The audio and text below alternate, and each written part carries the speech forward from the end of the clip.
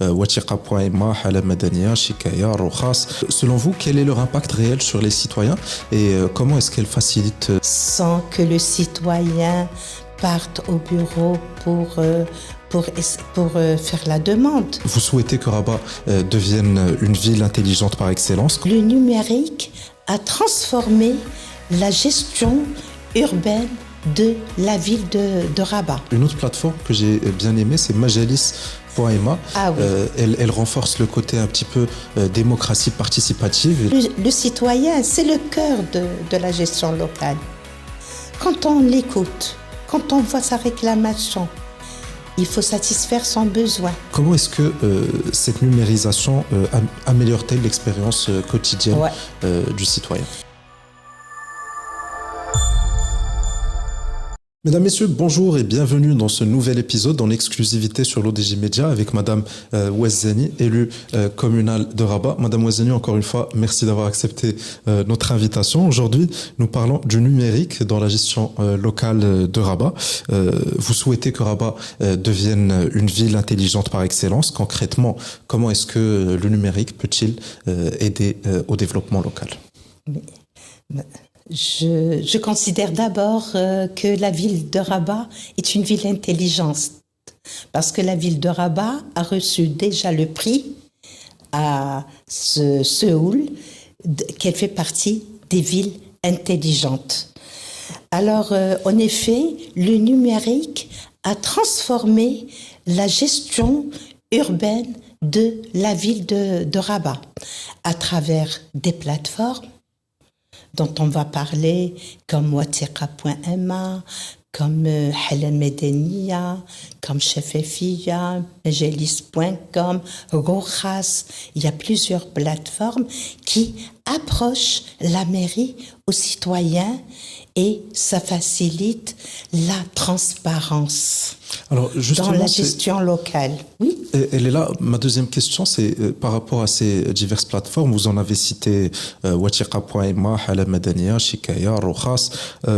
Selon vous, quel est leur impact réel sur les citoyens et comment est-ce qu'elles facilitent la vie administrative un petit peu d'Herbati, les délais, etc. Les plateformes ont joué un rôle très important pour avoir les documents, comme c'est le cas de, comme vous l'avez dit, Watiqa.ma qui permet d'avoir les extraits de date de naissance en ligne, sans que le citoyen parte au bureau pour faire la demande. Il y a aussi le Halal Madania pour gérer l'état civil en cas de décès, en cas de naissance et aussi en cas de mariage et en cas de divorce. Il y a aussi Chefefia pour Alors, par contre, Chefefia, j'aimerais bien que vous me la détailliez. Alors, Chefefia, c'est une révolution de plateforme. C'est ce qui permet il y a d'abord Chefefia et il y a Shikaya.ma, les deux. J'aimerais bien parler des deux. Bien sûr. Alors, Chefefia, c'est-à-dire le citoyen, il peut avoir maximum d'informations. Donc, ça renforce la transparence et ça crée une confiance entre le citoyen et l'administration.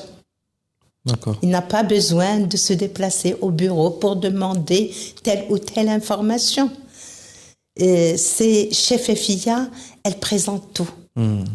Et c'est une plateforme qui demande à être vraiment renforcée dans l'avenir pour plus de prérogatives.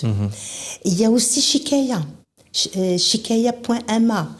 Des citoyens qui parfois sont mécontents. Ils font des réclamations pour un service public. Et sans se déplacer, parce que parfois, il y a des réclamations qui sont dans les tiroirs et ils ne sont pas activés. Ici, c'est une plateforme. Tout le monde la voit. Ça automatise le process. Il y a une fluidité, ça active les solutions. Alors, il y a aussi une autre plateforme que j'ai bien aimée, c'est majalis.ma. Ah oui. Elle renforce le côté un petit peu démocratie participative. Elle permet aux citoyens de participer un petit peu à la gestion locale de leur commune. Est-ce que vous pouvez nous en parler aussi? Majalis, ça permet vraiment la participation citoyenne. Et c'est dans le cadre de la démocratie participative. C'est-à-dire que le citoyen, à travers Majalis, peut suivre tous les conseils communaux. Peut voir l'ordre du jour, les rapports. Et ce qui est extraordinaire, c'est qu'il peut donner son point de vue sur tel ou tel point. Et ce sont des plateformes qui permettent l'implication du citoyen, qui est très, très, très importante dans la gestion locale, parce que le citoyen, c'est le cœur de la gestion locale. Quand on l'écoute, quand on voit sa réclamation, il faut satisfaire son besoin. Ce besoin se traduit par des politiques publiques et par des actions que la mairie doit concrétiser. En effet. En effet. Alors, en plus de ces plateformes, le côté numérisation à Rabat a touché également le transport, notamment avec les gares. On peut prendre maintenant des tickets en ligne. Le tram, on peut avoir un abonnement sur téléphone, les itinéraires de bus, etc.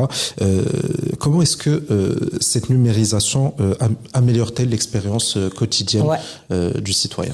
Effectivement, qu'avec la numérisation des gares et des stations de tramway, ça a facilité pour les usagers à travers. D'abord, on a l'information au temps réel. Ensuite, il y a la billetterie électronique sans se déplacer. Et il y a toute une transparence au niveau des gares. Ce qui permet et puis tous les services sont digitalisés. Que ce soit dans les gares, et vous voyez dans la ville de Rabat aujourd'hui, il y a 3 gares. Il y a la gare de la ville, il y a de l'Agdal, et aujourd'hui, il y a la gare de Riyad. Alors, déjà, il y a une coordination entre les trains normaux et les trains à grande vitesse. Et la digitalisation, elle te donne l'information en temps réel, ce qui permet pour les citoyens de lui faciliter beaucoup de choses en matière de transport. Alors, en plus des transports, on peut parler aussi de la digitalisation des stades. On sort de la CAN organisée ici au Maroc. On a vu un petit peu cela, la mise en œuvre de cette digitalisation à travers les billets en ligne, à travers l'application. Il y a aussi beaucoup de services ou bien d'espaces publics accessibles digitalement ou en ligne. Qu'est-ce que vous pouvez nous en dire sur ces nouvelles incrémentations également? Sur tout ce qui concerne les stades, c'est ça? Les stades et les espaces publics. Oui, et les espaces publics, oui. Alors, il y a bien sûr la digitalisation des stades. Déjà, même nous, avec la CAN, au niveau de Rabat, il y a eu la construction de 4 stades. Il y a le stade Moulay Abdallah qui a été refait avec le stade des Jeux Olympiques. Il y a le stade Moulay El Hassan et il y a le stade de la Poste.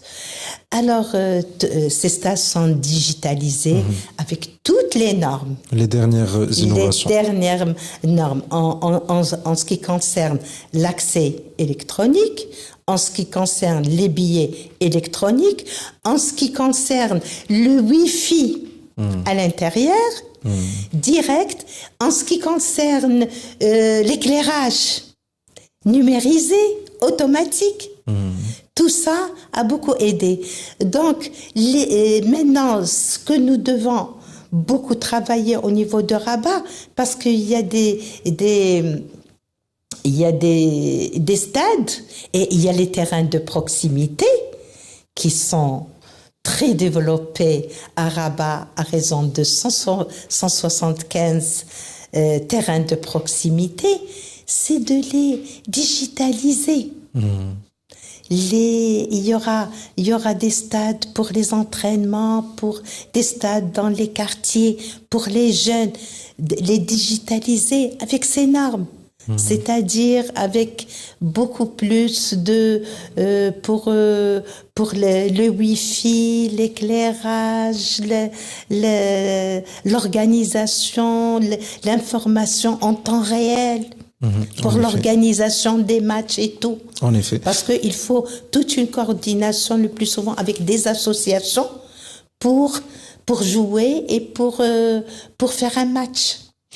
Alors, Madame Rahima, dans cette presque omniprésence du digital dans l'espace commun à Rabat, comment est-ce que on peut s'assurer de ne pas exclure les personnes un petit peu plus âgées ou celles qui ne sont pas forcément à l'aise avec toute cette numérisation? Alors, la ville de Rabat, c'est une ville inclusive.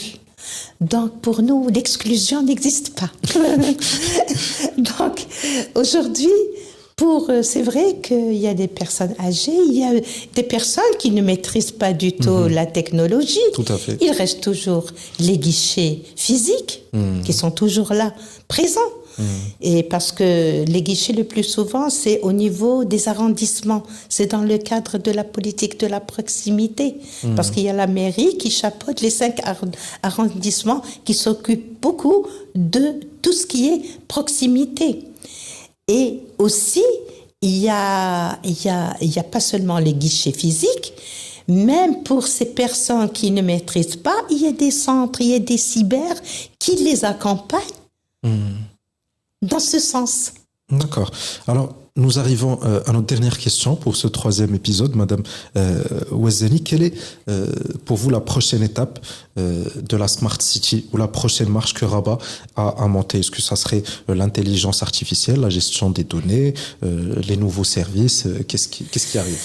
Comment je vois la ville de Rabat, parce que Rabat, on a la chance, les Rabatiers ont vraiment la chance d'habiter la ville de Rabat. C'est un pur bonheur, parce que c'est la ville numérique par excellence. Ce qu'il nous faut, nous, c'est le renforcement. Le renforcement dans le domaine de la transparence, le renforcement dans la qualité des services. On a les services. Il y a des services qui sont là, mais qui demandent plus d'innovation. Et c'est ce qu'on veut. On veut un modèle innovateur qui va être vraiment au service du citoyen. Et pour toutes les couches sociales. Toutes les couches sociales sont concernées. Aujourd'hui, au niveau de la ville de Rabat, on essaye de réduire au maximum les inégalités sociales. Donc, il y a en matière d'infrastructures, en matière en matière de services publics, éducation, santé, loisirs. Donc, au niveau de tous les arrondissements de la ville de Rabat, renforcer la technologie dans la qualité du service, la transparence. C'est le plus important. C'est le plus important, parce que ça règle tout. Et ça donne beaucoup de confiance aux citoyens. En effet, c'est ce qui manque aujourd'hui. Et il a une bonne vision sur les autorités locales, sur les élus bien sûr, et sur tous les fonctionnaires. Et moi, je me dis que au niveau de Rabat, être élu, vu mon expérience, ça fait 3 mandats, travailler avec les fonctionnaires, on apprend beaucoup d'eux. Ils nous donnent des idées, et ce sont ces idées qu'on peut traduire en politique publique pour arriver à des projets innovants. Inch'Allah. Inch'Allah. Encore une fois, Madame Ouazzani, merci beaucoup. Avec plaisir. Mesdames, Messieurs, merci d'avoir regardé cet épisode jusqu'à sa fin, et restez branchés pour regarder le dernier, dans lequel nous parlerons de la coopération internationale de la ville de Rabat et des défis qui lui font face. Merci à vous.